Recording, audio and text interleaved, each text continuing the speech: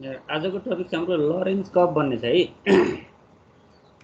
तिम्रो यो टपिक सुरु गर्नुभन्दा पहिला हामी कुन युनिटमा अर्थात् त्यो युनिटको टाइटल के थियो भन्ने कुरा भुल्न पाएनौँ। हामी के पढ्दै थियौँ ल भन त एक दुईजना। Major of dispersion. Major of dispersion. त्यो मेजर अफ डिस्पर्सनमा हामीले वास्तवमा के को लागि यो युनिट पढ्दै थियौँ कसैले भन्न सक्छौ यसको उद्देश्य? दुईटा डाटा बीचको फरक ग्याप। अरू पनि बोल त।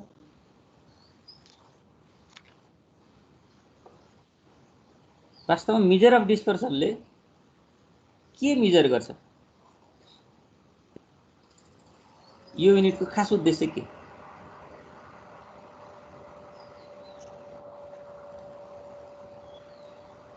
दुईटा डाटा बीचको दुईवटा डाटाहरुमा अब कुन ठुलो छ कुन सानो छ जो दुईवटा डाटाहरु बीचको कम्पेयर गर्ने डिस्टेन्स बताउन। अब यसलाई यसरी बुझ है। जस्तो तिमीले दुईवटा डाटा बीचको फरकलाई तुलना गर्न त भन्यौ, यसले त प्रत्येक डाटामा रहेका नम्बरहरू कति टाढा छन् कति नजिक छन् भनेपछि त एउटै डाटा बीचका नम्बरको बीचको ग्याप पनि त पत्ता लागिन्छ नि। अनि तिनीहरूको ग्याप कम भएको डाटा पो चुज गरेको हामीले दुईटा अर्थात् दुईटाभन्दा बढी हुँदाखेरि यसले त खास त के गर्ने हो त? कुनै पनि दिएको डाटाको दिएका नम्बरहरू बीचको ग्यापलाई पत्ता लगाउने हो क्या। अलि धेरै टाढा छन् अर्थात् धेरै नजिक छ। डिस्पर्सन भनेकै ग्याप हो, मेजर भनेको नाप्नु हो। ग्यापलाई नाप्नु नै के हो त? मेजर अफ डिस्पर्सन हो। त्यो कुरो त पक्कै बुझ्छौ नि तिमीहरू। हामी के गर्दैछौँ भन्ने कुरा बुझ्यौ भने बल्ल हामीले अब यो भित्रको सब टपिक्स पनि अनि त्यसको मिनिङ हुन्छ कि। त्यसरी ग्याप मेजर गर्ने हामीसँग जम्मा 4वटा टुल्सहरू पढ्नु थियो। पहिलो टुल्स के पढ्यौ त्यो मध्येको भन त? रेन्ज। सुरुमा रेन्ज। दोस्रो टुल्स के पढ्यौ? Range are coefficient quartile deviation और semi inter quartile deviation range होगा। क्वार्टाइल डेविएसन और सेमी इंटर क्वार्टाइल रेंज है ना, त्यसलाई अर्को नाम सेमी इंटर क्वार्टाइल रेंज पनि भन्छ। अनि तेस्रो टुल्स के पढ्यौ? Standard deviation and standard deviation पढेको। स्टैंडर्ड डेविएसन भन्ने पढ्यौ हैन। अब सबैभन्दा बढी पढ्यो भने टुल्स स्टैंडर्ड डेविएसन नै थियो। फेरि यसमा तिमीहरू भुल्न नहुने कुरा के छ भने नि, यदि डाटा ओपन इन्डेड छ भने सुइटेबल मेजर अफ डिस्पर्सन के प्रयोग गर्थ्यौ ल भन त?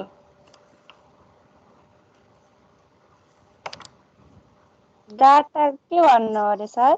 डाटा ओपन इन्डेड छ भने find the appropriate measure of dispersion और सुइटेबल मेजर अफ डिस्पर्सन भन्यो भने तिमीहरू के निकाल्छौ?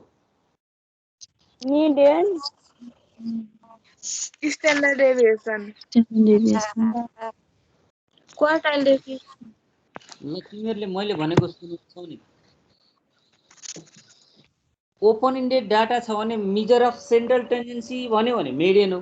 मेजर अफ डिस्पर्सन भन्यो भने क्वार्टाइल डेविएसन भनेको होइन र मैले? किन स्ट्यान्डर्ड डेविएसन भन्यो? क्वार्टाइल डेविएसन निकाल। त्यही त। अब किन स्ट्यान्डर्ड डेविएसन भन्यो? तिमीहरूले यसरी भुल्न पाएनौ नि। मेजर अफ डिस्पर्सनमा कहिलेकाहीँ तोक्दैन के। जस्तो इक्जाममा सोध्दै गर्दाखेरि डाटा ओपन इन्डेड दिने र find the appropriate measure of dispersion from the following data and comment on it भन्यो भने अब हामीले सरासर के निकाल्नुपर्छ भन्दा ओपन इन्डेड डाटामा सुइटेबल मेजर अफ डिस्पर्सन अर्थात् एप्रोप्रिएट मेजर अफ डिस्पर्सन भनेको क्वार्टाइल डेभिएसन हो। ल अब त्यो तिमीहरूले याद गर्नुपर्छ। अनि अरू जुनसुकै डाटामा फाइन्ड द एप्रोप्रिएट अर्थात् सुइटेबल मेजर अफ डिस्पर्सन भन्यो भने ओपन इन्डेड बाहेकको डाटामा बल्ल स्ट्यान्डर्ड डेभिएसन। त्यो याद गर है। हामीले त्यहाँसम्म पढिसक्यौँ टुल्सहरू। रेन्ज पढ्यौँ, क्वार्टाइल डेभिएसन पढ्यौँ, स्ट्यान्डर्ड डेभिएसन पढिसक्यौँ। सबैभन्दा बढी क्वेसन स्ट्यान्डर्ड डेभिएसनको थियो, त्यो हामी गरेर पनि भइसक्यौँ। अब केही कुनै ओपन इन्डेड डाटा बाहेकका अरू जुनसुकै डाटा तुलना गर्नु पर्यो भने स्ट्यान्डर्ड डेभिएसनको सहयोगद्वारा सिबी निकाल्थ्यौँ। सिबी कम या बढी भएको बेलामा कमेन्ट गरेर अगाडि बढ्थ्यौँ। त्यति बेला 4-5वटा वर्डहरू मैले लेखाइसकेको छु, त्यो पक्कै याद गरेको छ होला। त्यसले क्वेसन चिन्हलाई सहयोग गर्छ है, क्वेसन चिन्हको लागि सहयोग गर्छ। अब यस्तै अर्को टुल्स अहिलेसम्म हामी फर्मुला लगाएर अगाडि बढ्यौँ। अब ग्राफबाट पनि कुन डाटा नजिक छ कुन डाटा टाढा छ भनेर हेर्न मिल्छ अरे के, कुन डाटा नजिक अलि नजिक नम्बर भएका छन्, कुनै अलि फराकिलो छन् भन्ने कुरा ग्राफ हेरेर पनि पत्ता लगाउन सकिन्छ। त्यस्तोलाई लरेन्ज भन्ने व्यक्तिले त्यो कर्भ ड्र गर्न सिकाएका हुन्। के भयो, कोही बोल्दैछौ?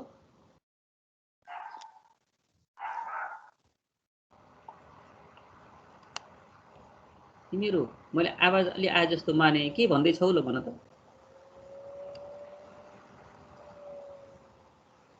ल छैन भने मैले सबैको लागि म्युट गर्छु है।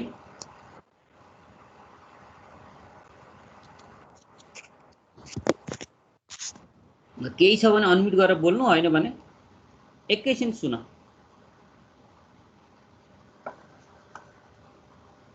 अब लरेन्ज भन्ने व्यक्तिले दिएको डाटालाई लगेर केमा ग्राफमा लगेर राख्दै गर्दाखेरि नि हामी मेजर गर्न सक्छौँ है, यी ग्राफमा कतिको नजिक नम्बर छन् कतिको टाढा नम्बर छन्, त्यो ग्राफ हेरेर पनि हामी कमेन्ट गर्न सक्छौँ भनेर पत्ता लागेको टेक्निक जसलाई हामी लरेन्ज कर्भ मेथड भन्छौँ।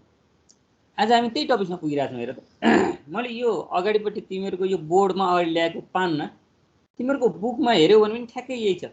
बुकको एउटा पानमा क्रप गरेर यहाँ लिएर आएको। तिमीहरू कति नम्बर पेजमा छ आफ्नो बुकमा आफूले हेर्नु। मैले यसलाई थोरै त्यहाँ हेर त 1 देखि VII 7 सम्म 7वटा स्टेपहरू भए जानेपछि बल्ल यो कर्भ ड्र गर्न जानिन्छ भनेर रहेछ के। 7वटा स्टेप के हुन् त? अब त्यो स्टेपतिर जानुभन्दा पहिला यहाँ लरेन्ज कर्भ भनेको कसरी डिफाइन गरेको रहेछ, what do mean by Lorenz curve भन्यो भने तिमीहरू के लेख्छौ त? हो त्यसको लागि थोरै ब्याकग्राउन्ड तयार गरेछ। हेर त Lorentz curve is a graphical method of studying dispersion. First time this method was used by Max Lorenz for measuring the distribution of wealth in income. अब डाटा सुरुमा वेल्थ र इन्कमको डाटामा मेजर गर्नको लागि यो म्याक्स लरेन्जले यो मेथड प्रयोग गरेका थिए।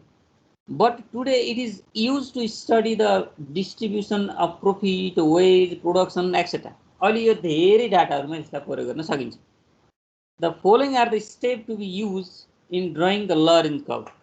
अब यहाँ भएका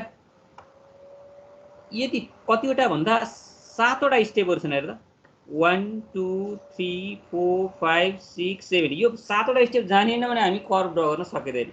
त्यसकारण पहिलो स्टेपले के भन्छ त्यहाँ हेर, the variate value and frequency are converted into cumulative form and their percentage are cumulated भनेपछि यहाँ त यो जुन लरेन्ज कर्भ भन्ने छ नि यो इन्डिभिजुअल डाटामा ड्र गर्न सकिँदो रहेछ। किनभने यसले दुईवटा सुरुमा के भन्यो, यहाँ भ्यारिएट भ्यालु भन्यो, यसले भ्यालु भन्ने जनाउँछ है, अनि फ्रिक्वेन्सी भन्यो अरे। भ्यालु र फ्रिक्वेन्सी हुनलाई त जस्तो इन्डिभिजुअल डाटामा त्यहाँ फ्रिक्वेन्सी त हुँदैन। त्यसकारण अब एटलिस्ट यो के हुनु पर्यो, डिस्क्रिट डाटा या कन्टिन्युस डाटा हुनु पर्यो। कन्टिन्युस डाटा भयो भने मिड भ्यालुलाई भ्यालु मान्नु है, मिड भ्यालुलाई भ्यालु मान्ने, फ्रिक्वेन्सी नै हुन्छ भने यो दुईवटा कुरा एभाइलेबल हुनुपर्ने छ। क्वेसनमा दुईवटा डाटामा मात्र यो क्वेसन ड्र गर्न के यो ग्राफ ड्र गर्न सकिँदो रहेछ भने यो दुईवटा वर्डबाट सुरुमा बुझ। Are converted into cumulative form अरे। अब यसलाई के गर्नु पर्यो, भ्यारिएट भ्यालुलाई पनि क्युमुलेटिभ भनेको त बुझ्छौ नि। जस्तो यहाँ 2 4 6 8 छ भने क्युमुलेटिभ फर्म भनेको के थियो, पहिला 2 अनि 2 + 4 6 अनि 6 + 6 12 12 + 8 20 यसरी क्युमुलेटिभ CF भन्थ्यौ नि हामीले, क्युमुलेटिभ फ्रिक्वेन्सी हो क्युमुलेटिभ फर्म भनेको छ के यसमा। अब क्युमुलेटिभ फर्म भनेको के अरे, पहिला सुरुको भ्यालु, त्यसपछि दुईवटा भ्यालु प्लस गर्ने, त्यसपछि तीनवटा प्लस गर्ने, त्यसपछि चारवटा प्लस गर्ने भने यसरी आउँछ। भनेपछि यसले के भन्यो, the variate values and frequency are converted into cumulative form भन्यो। भ्यारिएट भ्यालुलाई पनि क्युमुलेटिभ फर्ममा लैजाने, फ्रिक्वेन्सीलाई पनि क्युमुलेटिभ फर्ममै लैजाने। हेर त भनेपछि हाम्रो काम के भयो, त्यहाँ भ्यालु लेख्नु पर्यो, क्युमुलेटिभ फर्ममा लैजानु पर्यो, अनि फ्रिक्वेन्सी लेख्नु पर्यो, अनि फेरि क्युमुलेटिभ फर्ममा लैजानु पर्यो नि। 4वटा कलम त यसले भनिसक्यो। हेर न, भ्यालु दिन्छ उसले अथवा भ्यालु नदिए मिड के अरे क्लास दिन्छ, क्लासको मिड भ्यालुलाई भ्यालु मान्नु, अनि भ्यालुलाई पनि क्युमुलेटिभ फर्ममा लैजाने, के अरे फ्रिक्वेन्सीलाई पनि क्युमुलेटिभ फर्ममा लैजाने। एन्ड अझ यहाँ एन्ड पछाडि थपेछ हेर, देयर पर्सेन्टेज आर क्यालकुलेटेड, अनि यिनीहरूका पर्सेन्ट पनि क्यालकुलेट गर भनेपछि त अझ अर्को कोलम पनि चाहियो हामीलाई के हुनु पर्यो हेर त, भ्यालु भयो भने त्यसको क्युमुलेटिभ फर्म निकाल्नु पर्ने रहेछ। अनि यसैको पर्सेन्टेज कति पर्सेन्टेज हुन्छ भने यहाँ पर्सेन्टेज पनि निकाल्नु पर्छ, क्युमुलेटिभ पर्सेन्टेज, यो भ्यालुका 3वटा कोलम हुने भयो। त्यस्तै गरी फ्रिक्वेन्सीका पनि सिएफ निकाल्नु पर्यो, अनि फेरि क्युमुलेटिभ पर्सेन्टेज निकाल्नु पर्यो। हेर त 3-3वटा भनेपछि 6वटा कोलम भएको टेबल बनाऊ त सुरुमै स्टेप 1ले भन्दो रहेछ। भ्यारिएट भ्यालुलाई पनि क्युमुलेटिभ फर्ममा लगेर पर्सेन्टमा लैजाने, अनि फ्रिक्वेन्सीलाई पनि क्युमुलेटिभ फर्ममा लगेर पर्सेन्टमा लैजाने भन्ने कुरा पहिलो स्टेपले जनाउँछ। हेर त पहिलो स्टेपमा 6वटा कोलम भएको एउटा टेबल बनाऊ भनेछ। अनि दोस्रो स्टेपमा के भने cumulative percentage of the frequency is kept in x axis. अब ग्राफमा जानु छ नि, हामी ग्राफमा जाँदै गर्दाखेरि माथि निकालेका क्युमुलेटिभ पर्सेन्टेज जस्तो फ्रिक्वेन्सीका है, यो फ्रिक्वेन्सीको क्युमुलेटिभ पर्सेन्टेजलाई एक्स एक्सिसमा भनेपछि एक्स कोअर्डिनेट मान्नु पर्यो है। यो केलाई भन्दाखेरि पर्सेन्टेज अफ फ्रिक्वेन्सीबाट निकालिएको पर्सेन्टेजलाई एक्स मान्ने, अनि फेरि अर्को भ्यारिएट भ्यालुबाट निकालिएको पर्सेन्टेजलाई वाई मान्ने। हामीले ग्राफमा लगेर प्लट गर्दै गर्दाखेरि फ्रिक्वेन्सीबाट निकालिएको क्युमुलेटिभ पर्सेन्टेजलाई एक्स मान्ने, अनि भ्यारिएट भ्यालुबाट निकालिएको क्युमुलेटिभ पर्सेन्टेजलाई वाई मान्ने है। त्यसो भने अब एक्स कमा वाई भयो भने त हामी प्लट गर्न सक्छौँ नि ग्राफमा। त्यही भएर अब यहाँ दोस्रो र तेस्रोले के भन्यो, अब एक्स कुनलाई मान्ने वाई कुनलाई मान्ने भनेर डिरेक्सन दियो। अनि त्यस पछाडि चौथो स्टेपमा cumulative percentage of frequencies and variate values are accommodated up to 100% in both axes भनेपछि अब पर्सेन्टमा लैजाँदाखेरि 0% देखि 100% बाहेकको अरू पर्सेन्ट हुन सक्दैन भन्यो। त्यो पर्सेन्टेज निकाल्ने मैले तरिका मैले एउटा इक्जाम्पलमा सिकाउँछु, कसरी पर्सेन्टेजमा कन्भर्ट गर्ने भन्ने कुरा म सिकाउँछु है। त्यही भएर यसलाई 100% भन्दा माथि हुन सक्दैन भन्न खोजेको स्टेप 4ले। अब स्टेप 5ले के भनेको छ, त्यहाँ 0 देखि 100, 0 भन्दा तल पनि पर्सेन्टेज हुन सकेन, 100 भन्दा माथि पनि पर्सेन्टेज हुन सक्दैन यो लरेन्ज कर्व ड्र गर्ने बेलामा। त्यसकारण 0-0 र 100-100लाई 0-0 भन्ने एउटा पोइन्ट, त्यो भनेको ओरिजिन हो, अनि 100-100 भन्ने अर्को पोइन्ट। त्यो 0-0 र 100-100लाई यदि स्केल राखेर लाइन ड्र गर्यो भने त्यसलाई लाइन अफ इक्वल डिस्ट्रिब्युसन भनिन्छ भनेको रहेछ है। हामी एउटा इक्जाम्पल हेरेपछि यो सबै कुरा प्रयोग गर्छौँ नि। अनि VI नम्बर 6 नम्बरमा के भन्यो, the scale for x axis and y axis should be equal. X एक्सिसतिर जति राख्छौ, जस्तो मानौ एक्सिसमा 10, 20, 30 गऱ्यो भने 10लाई जति युनिट जति डिस्टेन्स राख्छौ, वाई एक्सिसमा पनि त्यति नै डिस्टेन्स राख्नुपर्छ भनेपछि यसलाई ग्राफमा गर भन्ने कुरा यसले ल्यायो। इक्वल कति बेला हुन्छ भन्दा ग्राफमा ड्र गर्यो भने ठ्याक्कै इक्वल हुन्छ। अनि VII भनेपछि 7औं स्टेपमा plot the point with the percentage cumulative frequency and the corresponding cumulative variate values and join these points with the free end curve. The plotted free end curve will never cross the line of equal distribution. अब के भनेछ भने सुरुमा के भन्दै थियो, कोही बोल्दै थियो, कसैको आवाज आएको छ, बोल त, केही भन्नु छ?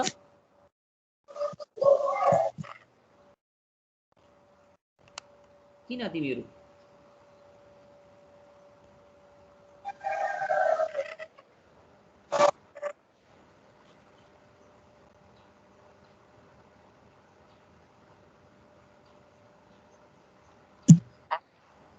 मैले सबैलाई म्युट गरेँ, अब चाहिएमा मात्र अनम्युट गर्नु है।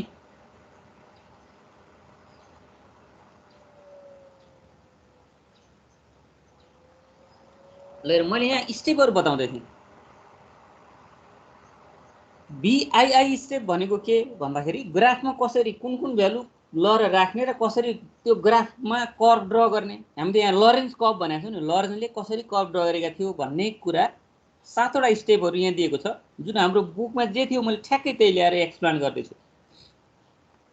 7औं स्टेपले के भन्ने रहेछ भने फ्रिक्वेन्सीको पनि क्युमुलेटिभ फ्रिक्वेन्सी निकाल्ने, जसलाई एक्स कोअर्डिनेट मान्ने, भ्यारिड भ्यालु पनि क्युमुलेटिभ भ्यारिड भ्यालु निकाल्ने, जसको नाम पर्सेन्टेज निकाल्ने र वाई कोअर्डिनेट मान्ने, फ्रिक्वेन्सीको क्युमुलेटिभ फ्रिक्वेन्सीलाई पर्सेन्टेजमा लैसकेपछि एक्स कोअर्डिनेट मान्ने, भ्यालुहरूलाई क्युमुलेटिभ भ्यालु बनाएर पर्सेन्टेज निकालिसकेपछि वाइ कोअर्डिनेट मान्ने। जब ती एक्स र वाइ कोअर्डिनेट भनिन्छ तिनलाई लगेर ग्राफमा प्लट गर्ने। प्लट गर्दै गर्दाखेरि सबै आफ्नो आफ्नो पोइन्टहरूका दिएका डाटामा जतिवटा नम्बरहरू छन् त्यतिवटा पोइन्टहरू प्लट गर्न सक्छौँ।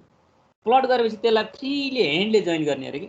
जस्तो 0 0 बाट त्यहाँ आएका पोइन्टहरू कर्मवश जोइन गर्दै गर्दै जाने र 100 100 सम्म जोइन गर्दै जाने, त्यहाँबाट एउटा कर्भ आउँछ।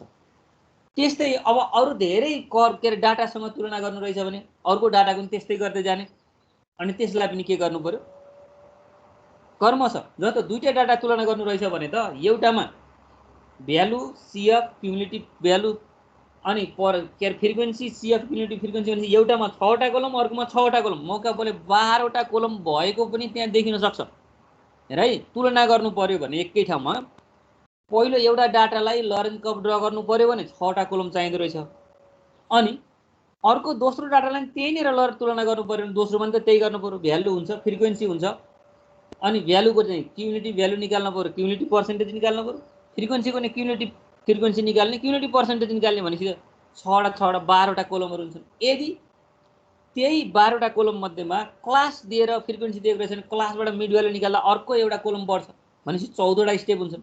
एउटामा 7वटा अर्कोमा 7वटा। अत्यधिक हामीले अब एउटा टेबल बनाउन पर्यो भने 14वटासम्म कोलम भएको टेबल बनाउन सक्नुपर्ने हुन्छ। सकेछ भने 12वटा नै हुन्छ, नभए पनि अब यदि कन्टिन्युस डाटा दिएको रहेछ भने 14वटा कोलम भएको हामी त्यो एउटा टेबल ड्र गरेर त्यसलाई लगेर बल्ल हामी ग्राफमा प्लट गर्नुपर्ने। अब त्यसलाई अहिले धेरै कुरा जान्नु पर्दैन। हामीलाई एउटा डाटामा नि भ्यालु र फ्रिक्वेन्सी हुन्छ, भ्यालुलाई क्युमुलेटिभ भ्यालु हुँदै पर्सेन्टेजमा लैजानु पर्यो, फ्रिक्वेन्सीलाई नि क्युमुलेटिभ फ्रिक्वेन्सी हुँदै पर्सेन्टमा लगेर फ्रिक्वेन्सीको पार्टलाई एक्स कोअर्डिनेट र भ्यारिड भ्यालुको पार्टलाई वाइ कोअर्डिनेट सम्झेर ग्राफमा प्लट गर्न सके अनि 0 0 र 100 100 जोइन गर्ने लाइनलाई लाइन अफ इक्वल डिस्ट्रिब्युसन भन्छ। अब त्यो लाइन अफ इक्वल डिस्ट्रिब्युसन सँग तुलना गर्ने। अब त्यो लाइन भन्दा कतिको कुन चाहिँ कर्भ टाढा छ त्यसलाई बढी भ्यारिएबल भएको भनिन्छ, कुन चाहिँ कर्भ नजिक छ त्यसलाई कम भ्यारिएबल भएको भनिन्छ है। बढी भ्यारिएबल भएको र कम भ्यारिएबिलिटी भएको, अब कुन युनिफर्म छ अथवा कुन बढी भ्यारिएबल छ भन्ने जान्नको लागि म अझै एउटा पार्ट लिएर आउँछु है एकैछिन।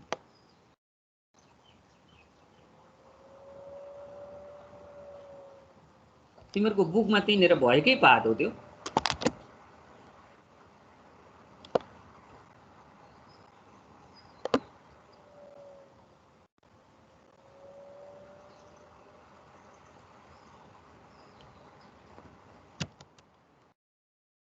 यी स्टेप प्रयोग गरेर ग्राफ आइसके पछाडि कसरी इन्टरप्रिटेसन गर्ने त हो त्यो तिमीहरूको बुकमा भएको त्यसको नजिकै अर्को पेज छ हेर त। अघि मैले जे एक्सप्लेन गरेँ नि त्यो सबै एक्सप्लेन भएको र त्यसलाई इन्टरप्रेट कसरी गर्ने त। यस्तो जब हामीले निकालिसक्यौँ ग्राफ निकाल्यौँ भने कसरी इन्टरप्रेट गर्ने भन्ने कुरा के छ। यो स्क्रिनमा मैले देखाएको एउटा कर्भको पार्ट देखिएको छ, एकजना बोल ल। देखिएको छ सर। देखिएको छ। अब माथि मैले भनेका स्टेपहरू प्रयोग गरेर हामीले एउटा कर्भ निकाल्यौँ। कर्भ निकाल्दै गर्दाखेरि त्यहाँ मैले भनेको थिएँ नि 0 0 र 100 100 लाई जोइन के अरे दुईटा पोइन्टलाई सिधा लाइनले जोइन गर्यौँ भने यो लाइनलाई के भनिदो रहेछ हेर त, लाइन अफ इक्वल डिस्ट्रिब्युसन भनेको। यहाँ यो लाइन ड्र गरेको छ नि हो, यो ड्र गरेको यो लाइनलाई हामी लाइन अफ इक्वल डिस्ट्रिब्युसन भन्छौँ है। यो मैले यहाँ मार्क गरिराखेको छु नि, यो मार्क गरेको लाइन भनेको के हो त 0 0 र 100 100 जोइन गरेको लाइन हो। यसलाई लाइन अफ इक्वल डिस्ट्रिब्युसन भनेर यहाँ भनेको छ। यही लाइनलाई आधार मानेर हामी कर्भलाई तुलना गर्छौँ।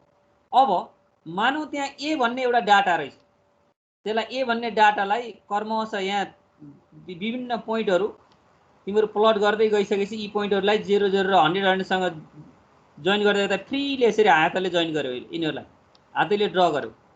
ड्र गर्दै जाँदाखेरि के हुन्छ, यहाँ कर्भ आउँछ। यो एउटा कर्भ भयो।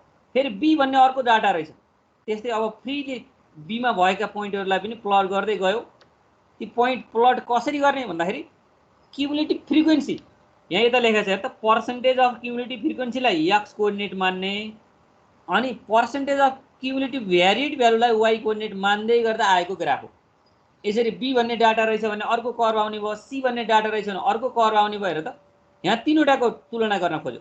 अब लाइन अफ इक्वल डिस्ट्रिब्युसनबाट यसमा हेर्यो भने नि लाइन अफ इक्वल डिस्ट्रिब्युसनबाट कुन चाहिँ कर्व टाढा छ अर्थात् कुन चाहिँ कर्व नजिक छ भन्ने कुरा तिमीहरू यहाँबाट पक्का पनि पत्ता लाग्छ।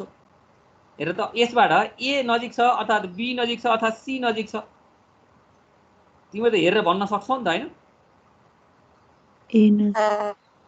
अब यो मध्येको त ए नजिक रहेछ त्यसकारण ए भन्ने data A is more uniform यसलाई यो नजिक छ भनेको चाहिँ बढी युनिफर्म बढी होमोजेनियस भनिन्छ है।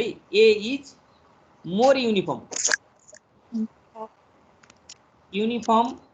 Then other. यसमा के बुझ्छौ भने नि जुन नजिक छ त्यसलाई राम्रो मानिन्छ। यो भनेको ए का डाटाहरू अलि धेरै फराकिलो छैन अलि नजिक नजिक रहेका छन् भन्ने जनाउँछ के यसले। इक्वल लाइन अफ इक्वल डिस्ट्रिब्युसनबाट नजिक जुन छ त्यो डाटा हामी राम्रो मान्छौँ। राम्रो भनेको which data is more uniform, more consistent, more equitable, more stable यस्ता वर्डहरू हामी लेखेका थियौँ नि हो। त्यो भन्यो भने जुन नजिक छ त्यसलाई चुज गर्नु।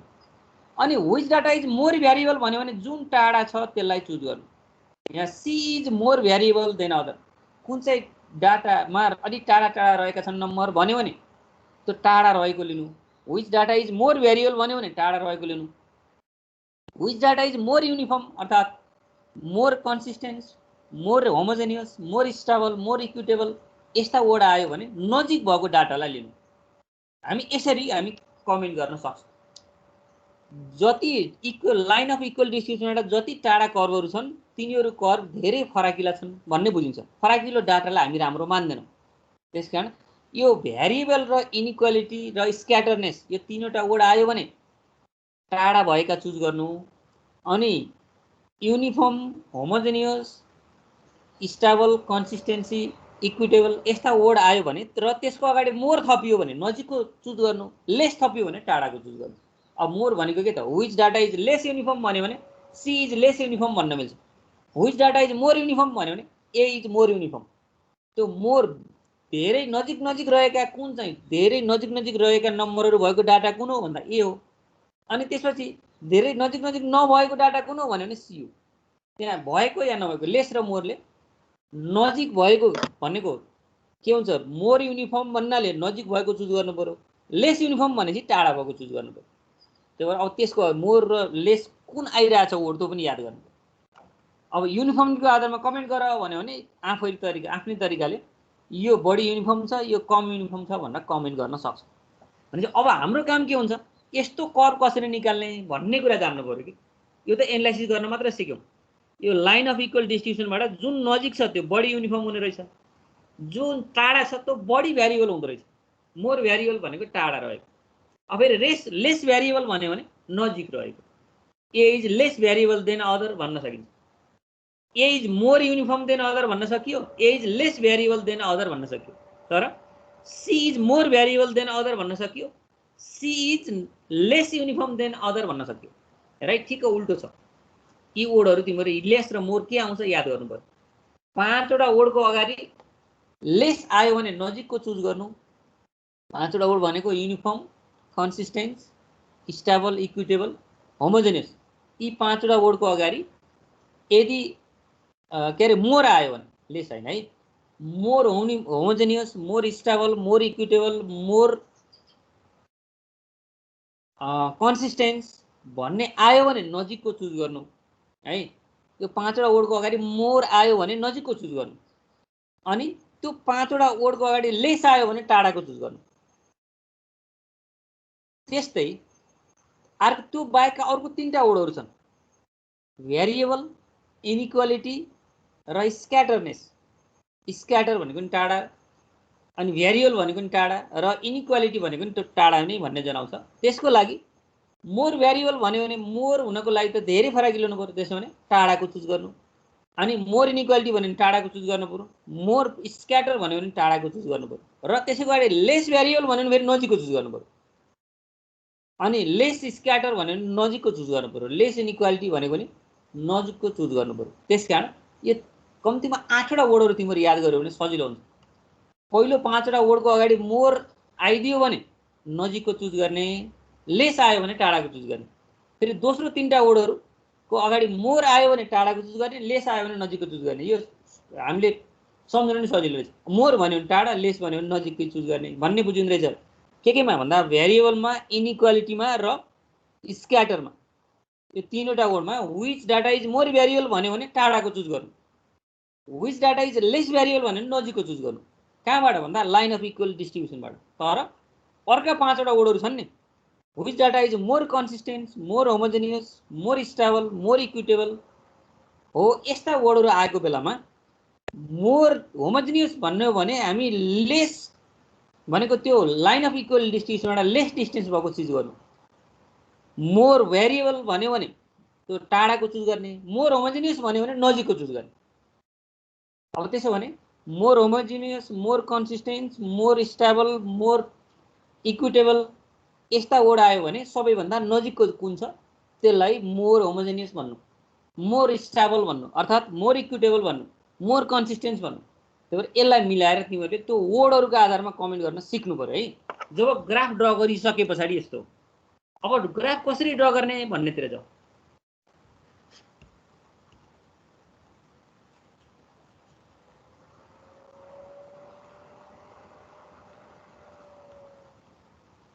अब ग्राफ ड्रा गर्नलाई कुनै एउटा इक्जाम्पल त हामीसँग हुनु पर्यो। यसलाई मैले तिमीहरूको बुकको इक्जाम्पल नै यहाँ प्रयोग गर्दैछु है। पहिला एउटा इक्जाम्पल राम्रो तरिकाले बुझ्यौ भने हामीलाई अरू अन्यथा हुने छैन। पहिले हाम्रो बुककै एउटा इक्जाम्पल हेरौँ। तिमीहरू सबैसँग बुक पनि साथमा लिएर बसेको कारणले अब यहाँ यदि कहिलेकाहीँ स्क्रिनमा यो नेटवर्कको कुरा हो देखिएन भने हामी के गर्न सक्छौँ, आफ्नै बुकमा पनि यता यहाँसम्म पुगेछ भने आफै अनुमान गरेर हेर्न सक्छौँ कि। ल है, मैले तिमीहरूको बुकको इक्जाम्पल नम्बर 23 मा हेर्नु सबैले। इक्जाम्पल नम्बर 23 मा यस्तो इक्जाम्पल छ हेर त, पक्कै पनि देख्छौ तिमीहरू। यहाँ के भनेको छ, draw the Lorentz curve from the following table of monthly income of the worker in 2 factories and. अब यो भन्दा तल पनि अर्को थप केही कमेन्ट गर्नलाई सोचेको छ होला। त्यो थप कमेन्ट भनेको and which factory has consistency, more consistency in the work distribution भनेर अब मोर कन्सिस्टेन्सी सोध्यो भने के हुन्छ। अब के हुनु पर्यो, त्यो मोर कन्सिस्टेन्सी भन्दा बित्तिकै लाइन अफ इक्वल डिस्ट्रिब्युसनको नजिक कुन चाहिँ कर्व छ भन्न खोजेको हो। अनि कुन फ्याक्ट्रीमा बढी भेरिएबिलिटी छ भन्न पनि सक्छ। In which factory has more variability in the wage distribution भन्यो भने त्यो टाढा भएको चुज गर्नुपर्ने हुन्छ। अब नजिक र टाढा कुन छ भन्नको लागि त पहिला ग्राफ ड्रा गर्नु पर्यो। अब ग्राफ ड्रा गर्ने बेलामा मैले अगाडि भनेको थिएँ नि, यो हो भेरिएट भ्यालु भनेको। यहाँ इन्कम भन्यो नि, यो भेरिएट भ्यालु हो, भेरिएट भ्यालु। अब यहाँ भेरिएट भ्यालु एउटै भएको हुनाले अब हामीलाई के सजिलो भयो, 3टा स्टेप घट्ने भयो कि। मैले कति 12वटा स्टेप भनेको थिएँ। अब त्यो मध्येको 3टा घट्ने भयो, किन भन्दा भ्यालु 2टा भयो भने, भ्यालु र फ्रिक्वेन्सी भयो भने फरक के गर्न सकिन्थ्यो। अब यहाँ चाहिँ एउटै भ्यालुमा 2वटा फ्रिक्वेन्सी हुने हुनाले अब यो कोलमको पनि के गर्नु पर्यो, 3वटा कोलम बनाउनु पर्यो कि। यसबाट पहिला भ्यालु छँदैछ, भ्यालु पछाडि यहाँनिर यसैको क्युमुलेटिभ फ्रिक्वेन्सी, क्युमुलेटिभ भ्यालुज बनाउनु पर्यो र यसैको पर्सेन्टेज निकाल्नुपर्छ हेर है। यसमा 3वटा कोलम हुन्छ यसको, अनि त्यस्तै गरी यसको पनि 3टा कोलम हुन्छ। यो पहिलो फ्रिक्वेन्सीको पनि यहाँबाट सीएफ निकाल्ने र पर्सेन्टेज निकाल्ने र है, यसमा पर्सेन्टेज निकाल्ने एउटा कोलम, अनि यसमा पनि फेरि अर्को भित्र पनि यहाँ सीएफ हुन्छ अनि यसको पनि पर्सेन्टेज हुन्छ। अब हामीले अब बनाउने टेबल चाहिँ कतिवटा, 1 2 3 4 5 6 7 8 9 9वटा कोलम भयो। किन भन्दा भ्यालु एउटै भएको कारणले अब हामीले तुलना गर्ने बेलामा त भ्यालु एउटै भएको डाटा दिन्छ, प्राय सजिलो हुन्छ। त्यसो भने एउटै भ्यालु फ्रिक्वेन्सी फरक हुँदै जाँदाखेरि बल्ल एउटै कर्वमा ड्र गर्नलाई सजिलो हुन्छ। त्यसकारण अब हामीलाई भ्यालु एउटै फ्रिक्वेन्सी 2टा भएको कर्व दिने हुनाले अब 3टा स्टेप घट्यो, किन भन्दा 9वटा स्टेप भयो हुँदो रहेछ। अब कन्टिन्युस डाटा रहेछ भने एउटा थपेर 10वटा होला, नत्र भने 9वटा स्टेप भएको टेबल भयो हामीले ड्र गर्न सक्दो रहेछौँ। त्यसको लागि के गर्नुपर्ने छ, भ्यालु भएपछि क्युमुलेटिभ भ्यालु निकाल्ने र पर्सेन्टेज निकाल्ने, फ्रिक्वेन्सी भएपछि क्युमुलेटिभ फ्रिक्वेन्सी र पर्सेन्टेज निकाल्ने, अनि फेरि अर्को पनि फ्रिक्वेन्सी छ भने त्यसको क्युमुलेटिभ फ्रिक्वेन्सी र पर्सेन्टेज निकाल्ने। यसरी कतिवटा 9वटा कोलम भएको टेबल बनाउने र बनाइसके पछाडि के गर्ने भनेको छ, त्यहाँ पहिलो डाटाको लागि, पहिलो फ्याक्ट्रीको लागि एक्स कोअर्डिनेट यहाँ आएको पर्सेन्टेजलाई मान्ने र y कोअर्डिनेट यहाँ आएको पर्सेन्टेजलाई मान्ने। भ्यारिड भ्यालुको पर्सेन्टेजलाई y र फ्रिक्वेन्सीको पर्सेन्टेजलाई x मान्ने भनेर भनेको थियो अगाडि स्टेपमा। यहाँबाट यो x यो y हुँदै गर्दाखेरि एउटा कर्भ आउँछ। अनि फेरि दोस्रो कर्भको लागि यसलाई x मान्ने, किन भन्दा फ्याक्ट्री b को पर्सेन्टेजलाई x मान्ने, भ्यारिड भ्यालुको पर्सेन्टेजलाई y मान्ने। फेरि त्यहाँबाट दोस्रो कर्भ आउँछ। पहिलो कर्भ र दोस्रो कर्भ भयो भने लाइन अफ इक्वल डिस्ट्रिब्युसन, जस्तो हामीले यसरी यहाँ लएर लाइन अफ इक्वल डिस्ट्रिब्युसन भनेको 0 0 र 100 100 लाई जोइन गर्दा आएको लाइन हो। अब यसमा एउटा पहिलो कर्भ यसरी निकाल्यौ अनि दोस्रो कर्भ पनि यसरी निकाल्यौ भने मानौ ए को कर्भ यहाँ रहेछ, बी को कर्भ यहाँनिर रहेछ भने अब A is more consistent, more variable के अरे मोर युनिफर्म भन्न पाइयो, अनि बी इज मोर भ्यारिएबल भन्न पाइयो, अर्थात् लेस युनिफर्म भन्न पाइयो। अब कुन चाहिँ टाढा छ कुन चाहिँ नजिक छ भनेर हेर्नु पर्यो भने अनि यसलाई तुलना गर्न सक्यो। जहिले पनि भएका नम्बर यो लाइन अफ इक्वल डिस्ट्रिब्युसन भन्दा माथि कुनै पनि पोइन्ट यतापट्टि गयो भने त्यो डाटा गलत दिएको कारणले कहिलेकाहीँ छोराको उमेर बाउको भन्दा बढी दियो भने त्यो रिलायबल हुँदैन नि। हो त्यति बेला मात्र यो नम्बरहरू लाइन अफ इक्वल डिस्ट्रिब्युसन भन्दा माथि जान्छन्। अरे डाटा बिग्रेको बेला मात्र त्यस्तो हुन्छ है। जस्तो कहिले पनि जस्तो आमा भन्दा छोरी जेठो हुन सक्दै सक्दैन, कहिलेकाहीँ इमेजिन गर्ने क्रममा त्यो राखिदियो भने त्यो नम्बरहरू लाइन अफ इक्वल डिस्ट्रिब्युसनमा माथि जान्छन्। त्यो तिमीहरूको गल्ती हुने छैन, त्यो दिने क्वेसन दिनेको गल्ती हो। त्यस कारण यो माथि जाँदै जाँदैन है। कुनै गयो भने पनि त्यो डाटा गलत भएर गएको हो भन्ने सोच्नु लाइन अफ इक्वल डिस्ट्रिब्युसनबाट। जस्तो कर्भ कहिले पनि यस्तो हुँदैन, माथि जाँदैन। अब यसको कसरी हामी क्यालकुलेसन गर्ने भनेर हेर्नु पर्यो भने अब यसैको तिमीहरूको बुककै अहिले हेर्दैछौँ हामीले फटाफट। मैले त्यहीबाट यसको सोलुसनको पार्टलाई पनि एकपटक फेरि त्यसलाई पनि क्रप गरेर म लिएर आउँछु। कसरी निकाल्यो भन्ने कुरा सबभन्दा बुझ्नुपर्ने स्लाइड नै अबको स्लाइड हुन्छ है, सबैभन्दा बुझ्नुपर्ने स्लाइड।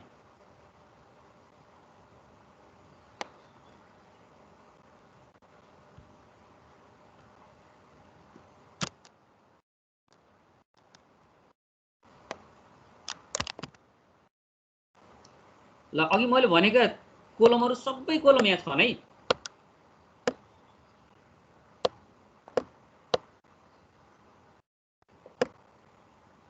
ल यसमा हेर त, त्यो स्टेपमा भएको कुरा सबै यहाँ गरेको छ। ल यो स्क्रिनमा स्पष्ट देखिएको छ, हेर त। अब हरेक क्वेसनलाई एकजना बोल ल, मैले बोलेको सुन्यौ या सुनेको छैन?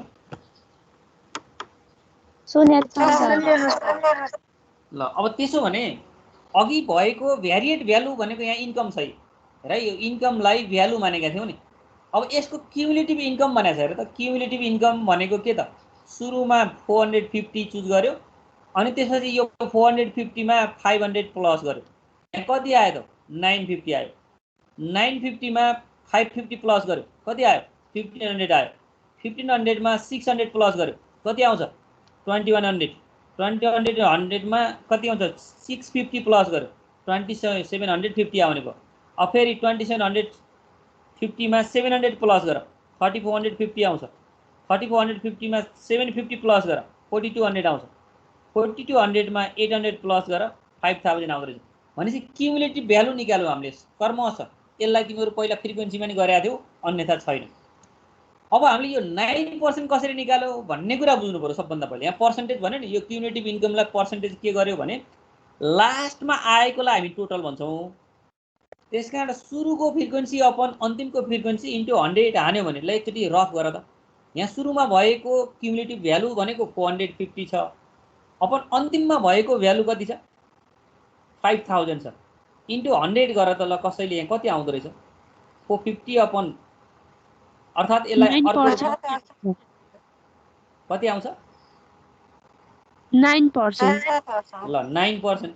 यो 9% कसरी आएको रहेछ भन्ने कुरा बुझ्यौ नि। यहाँ 9% लेखा छ हेर त। यो 9 कसरी आएको रहेछ भने यो सुरुको अपन अन्तिमको इन्टु 100 गर्ने 9 आएको, बुझ्छौ नि हैन? यहाँबाट 9% आउँदो रहेछ। पर्सेन्टेज निकाल्ने के गर्नुपर्ने छ? जहाँ जहाँको पर्सेन्टेज निकाल्नु पर्ने हो त्यो भ्यालु अपन अन्तिमको भ्यालु इन्टु 100 हान्नु के। अब दोस्रोलाई के गर्नु पर्यो एकजना भन त? अब यो 19 कसरी आउला? 950 upon 500 1000 into 100 ल थ्याङ्क यू। अब यो तिमीहरू बुझिसक्यो। हेर त अब अर्को 950/5000 इन्टु 100 हान्ने हो भने त्यहाँ पक्कै पनि 19 आउँछ होला। तिमीहरू चेक गर्न पनि सक्छौ। आउँछ सर। ल आउँछ। यसै गरी अब त तिमीहरू 30 45 55 यी सबै आएको बुझ्छौ नि यसरी नै हैन?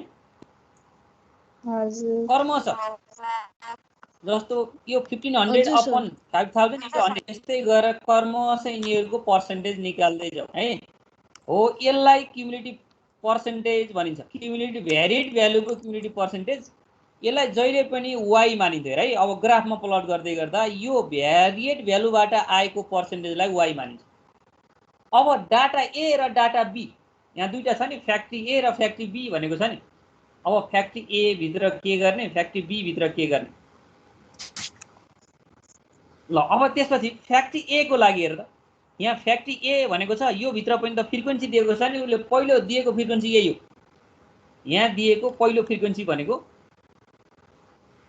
यसले दिएको पहिलो फ्रिक्वेन्सी कति थियो? 33 30 24 21 18 12 93 यो दिएको फ्रिक्वेन्सी भयो। अब जसरी हामी यहाँ तीनवटा कोलम बनाएका थियौँ नि त्यस्तै गरी यसमा पनि त्यही गर त। यहाँ जस्तो 33 त्यति नै साह्रो। 33 + 30 गर्यो भने 63 आउँछ। 63 + 24 गर्यो भने 87 आउँछ। 87 + 21 भन्यो भने 108 हो। यही मेथड जान सक्छौ नि हैन? सबै क्युमुलेटिभ फ्रिक्वेन्सी निकालेको हामी मेडियन निकाल्ने बेला नि त्यस्तै गर्थ्यौँ। यसरी कर्म छ। अनि पर्सेन्टेज निकाल्न मैले अगाडि नै सिकाइसकेँ हैन? 33 अपन 150 इन्टु 100 ल हेर त 33 अपन 150 इन्टु 100 ल यहाँबाट कति आउनु पर्ला हेर त 22% आउँछ। आउँछ सर। ल यस्तै गरी अर्को पनि निकाल्न सक्छौ नि हैन? अब अर्को के गर्ने 42/150 इन्टु 100 ल त्यो पक्कै पनि के आउँछ 42% आउँछ हो। ल यी कर्म छ 22 42 यी निकाल्दै निकाल्दै जान्छौ। यिनको आफ्नो आफ्नो पर्सेन्टेज हो है यो याद गर। कसरी आएको भनेको यहाँ लास्टमा 150/150 इन्टु 100 गरेर 100 आएको। 150/150 इन्टु 100 गरेर आएको कि त। यहाँ सुरुमा जस्तो गरे दोस्रोमा पनि त्यस्तै गरे। अब यसलाई कर्भ ड्र गर्ने बेला पहिलो पटक यदि फ्याक्ट्री ए को लागि कर्भ ड्र गर्यो भने यसलाई हामी x मान्छौँ राइट। यसलाई x त्यसलाई y मान्ने नि एउटा कर्भ आउँछ। अब फेरि यस्तै गरी फ्याक्ट्री बी को नि गर्नु पर्यो नि त। हामी जसरी गरेका थियौँ त्यस्तै गरी फ्याक्ट्री बी को पनि त गर्नु पर्यो। अब फ्याक्ट्री बी मा हेर त यहाँ फ्याक्ट्री बी मा के छ त यो माथिको जे गरेका थियौँ त्यही रिपिट गर्नु पर्यो कि ठ्याक्कै। अब यही रिपिट गर्दै गर्दा हेर त फ्याक्ट्री बी मा फ्रिक्वेन्सी त आफै दिएको हो नि। यो 32 देखि 1 सम्म त सबै आफै दिएको। अब यसलाई क्युमुलेटिभ फ्रिक्वेन्सीमा जाऊ। यहाँ पनि त्यस्तै गर्ने। पहिला सुरुमा 32 को 32 नै सार्यो अनि 32 मा 22 प्लस गरेर 54 54 मा 15 प्लस गरेर 69 69 मा 12 प्लस गरेर 81 81 मा 10 प्लस गरेर 91 अनि कर्म 6 प्लस गरेर 97 2 प्लस गरेर 99 1 प्लस गरेर 100 के भन्दै छ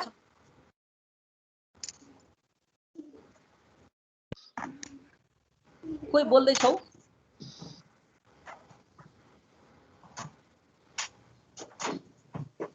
कसैको तर्फबाट के भन्न खोजेको कि के भएको मैले बुझिनँ।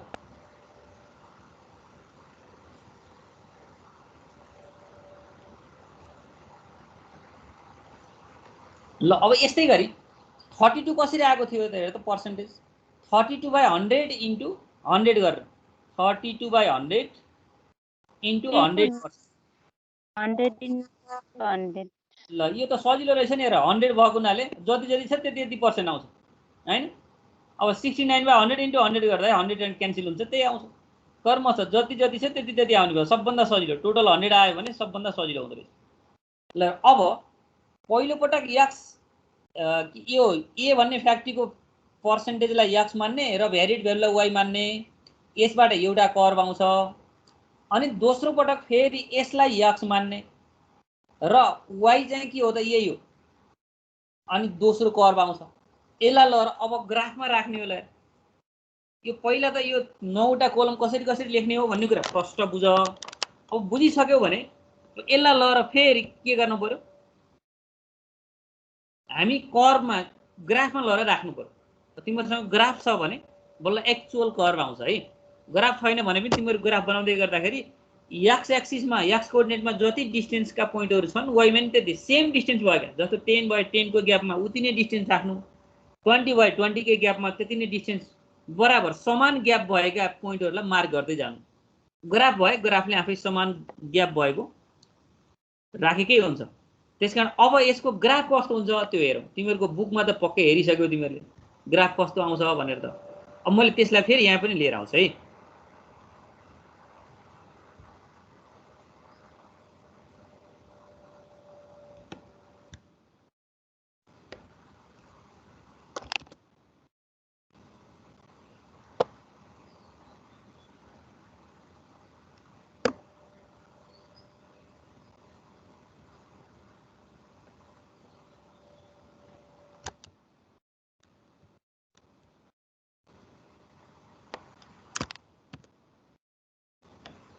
अब मैले त्यो ग्राफलाई तिमीहरूको बुकमा भएको क्वेसनको ग्राफ यहाँ ल्याउँदैछु।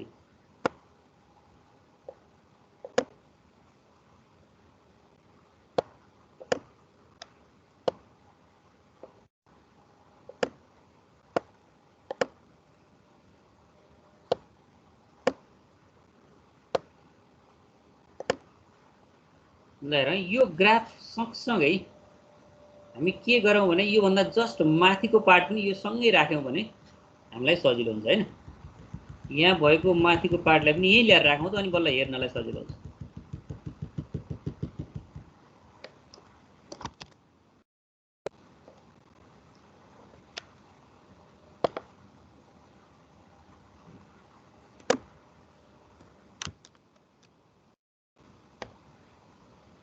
दोस्रो पार्ट पनि मैले यही लिएर राखेँ है त।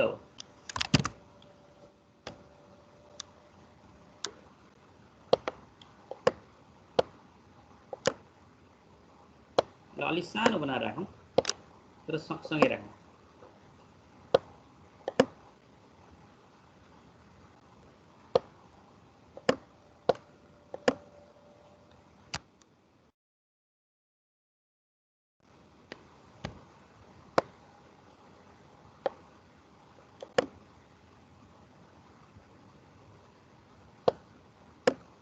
यो दुईटै तिमीहरू देखेको छौ कि छैन? एकजना बोल ल। छ सर। सँगसँगै हेर्नु पर्यो कि, किन भन्दा कहाँको नम्बर लिएर कहाँ राख्दाखेरि के आएको छ भन्ने कुरा प्रष्ट देखियो भने हामीलाई सजिलो हुन्छ। ल हेर है, अब यो ग्राफमा लिएर राख्दै गर्दाखेरि पहिलो त के गर्नु पर्यो, लाइन अफ इक्वल डिस्ट्रिब्युसन भन्ने हामीलाई थाहा हुनु पर्यो क्या। पहिला लाइन अफ इक्वल डिस्ट्रिब्युसन के गर्ने, सबैभन्दा पहिला तिमीहरू ग्राफ बनायो, एक्स एक्सिस र वाइ एक्सिस बनायो, अनि नम्बर अफ वर्करको क्युमुलेटिभ पर्सेन्टेज हो भनेको यो फ्रिक्वेन्सीको हो। यतापट्टि इन्कम भनेपछि भ्यारिएट भ्यालुको। अब यतापट्टि 10 मा जति ग्याप छ यतापट्टि 10 मा त्यति नै ग्याप भएको अनुसार अगाडि बढ भनेको छ है। सेम ग्याप भएको ग्राफ बनाऊ। ग्राफ बनाएपछि कम्तीमा यता पनि 100 सम्म पुग्यो, यता पनि 100, त्योभन्दा माथि जानु पर्दैन। र सुरुमा के गर्नु पर्यो, 0 0 र 100 100 लाई जोइन गरिहाल्नु पर्यो है। 0 0 र 100 100 भनेपछि यहाँ 0 0 भनेको यो होला हैन र, अनि 100 100 भनेको यो होला। ल हेर त, 0 0 र 100 100 लाई यदि स्केलले जोइन गर्यो भने यो लाइन अफ इक्वल डिस्ट्रिब्युसन आउँछ। यसपछि बल्ल ग्राफ प्लट गर्नतिर जाने है। ग्राफ प्लट गर्ने भनेको के गर्ने, अब पहिलो फर फ्याक्ट्री ए को लागि एक्स के मानेका थियौँ हेर त। यहाँ एक्स 22 42 58 यिनीहरू एक्स हुँदै जान्थे। वाइ भनेको के हुन्थ्यो, 9 19 हुँदै जान्थ्यो नि। त्यसो भने ल 22 हुँदा 9 भन्ने लहर प्लट गर्नु पर्यो। 22 भनेको यहाँनिर थियो होला, 9 भनेको के हुन्छ, यो 10 को नजिकै यहाँनिर भयो। 22 हुँदा 9 भनेको यो पोइन्ट भयो। अनि अर्को 42 हुँदाखेरि 19 चाहिन्थ्यो हो। 42 भनेको अब यहाँनिर पर्थ्यो होला नजिक। अनि के भयो त, हामीलाई चाहियो 19 भनेपछि 20 को अलि नजिकै, 20 को अलि नजिकै, 20 मा हैन, 20 भन्दा जस्ट तल छ। अनि 58 हुँदाखेरि कति हुनु पर्यो, 30 हुनु पर्यो हैन। ल 58 भएको कहाँनिर पर्छ, यो 60 को नजिकै छ होला। अनि 30 भनेपछि ठ्याक्कै 30 मा पर्यो 60 को नजिकै 30 मा पर्यो अनि यस्तै गरी 72 हुँदै गर्दा कति हुनु पर्यो 42 हुनु पर्यो 72 भनेको यहाँनेर हुन्थ्यो होला यसको जस्ट माथि कति हुनु पर्यो 42 यी 40 भन्दा जस्ट माथि छ अनि यस्तै गर्दै जाऊ 82 हुँदाखेरि 84 हुँदा कति हुन्छ 55 हुन्छ 84 हुँदै गर्दाखेरि 55 यहाँनेर पर्छ अनि त्यस्तै गरी 92 हुँदै गर्दाखेरि 92 हुँदै गर्दा 69 ल 92 हुँदै गर्दा 69 यहाँनेर पर्दो रहेछ अनि 98 हुँदाखेरि 84 98 हुँदै गर्दाखेरि 84 यहाँनेर पर्यो अनि त्यस्तै गरी 100 हुँदा 100 त यही पोइन्ट भयो ल अब 0 बाट कर्मश तिम्रो फ्री एन्ड कप बनाएको छ के यसलाई कर्मश जोइन गर्दै जाऊ यो पहिलो पोइन्टलाई पहिलो दुईटा पोइन्ट जोइन गर्यो त्यसै दोस्रो दुईटा पोइन्टलाई जोइन गर्ने अनि तेस्रो दुईटा पोइन्टलाई जोइन गर्ने चौथो दुईटा पोइन्टलाई जोइन गर्ने फ्री एन्ड हातैले जोइन गर्दै जाने यसरी जोइन गर्दै गयो भने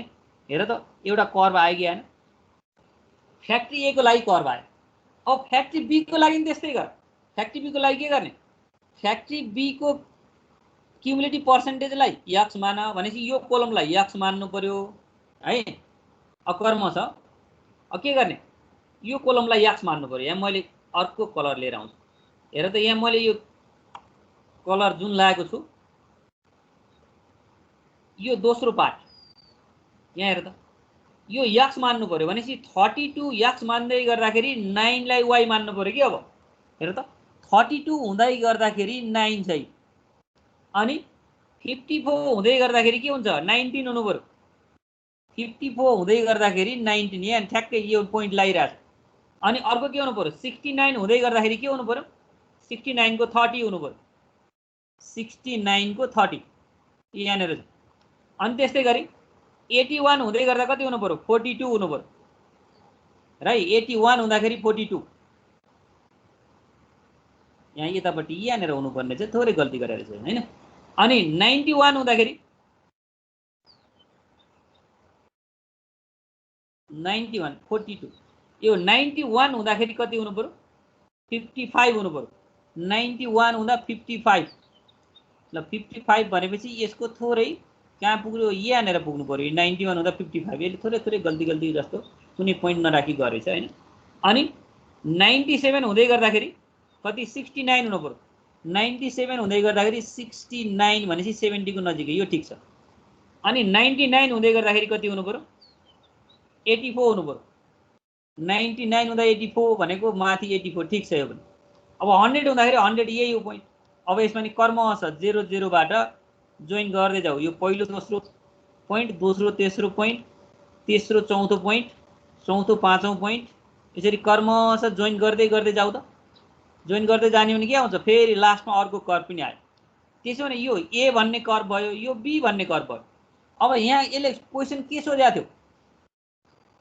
ग्रेटर भ्यारिएबिलिटी भनेको more variable which data is more variable भन्यो भने लाइन अफ इक्वल डिस्ट्रिब्युसनबाट कुन चाहिँ टाढा छ भन्यो हेर त यो बी भन्ने कर्भ अर्थात् बी भन्ने फ्याक्ट्रीमा बढी फराकिलो रहेछ भनेपछि फ्रम द एबोभ यहाँ के भन्नु पर्यो since B is farthest from the line of equal distribution farthest भनेपछि टाढा line of equal distribution B टाढा रहेको कारणले so B has a greater variability income than A भनेको छ ल अब यो स्टाइलको क्वेसन तिमीहरू जान्न सक्नु पर्यो यस्तो बनाएर कमेन्ट गर्नु पर्यो which data is more uniform भनिदिएको भए ए चुज गर्थ्यौ मोर भ्यारिएबल भनेको हुनाले बी चुज गर्यो ल भन त यो बुझ्छौ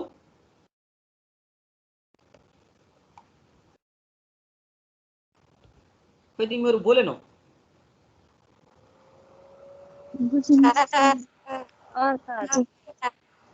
ल यस्तै तरिकाले क्वेसन नम्बर 30 31 32 33 चारवटा छन् होला अब आजको होमवर्क त्यही हुन्छ हामी यही मेथडले हामी अगाडि बढ्नुपर्छ है।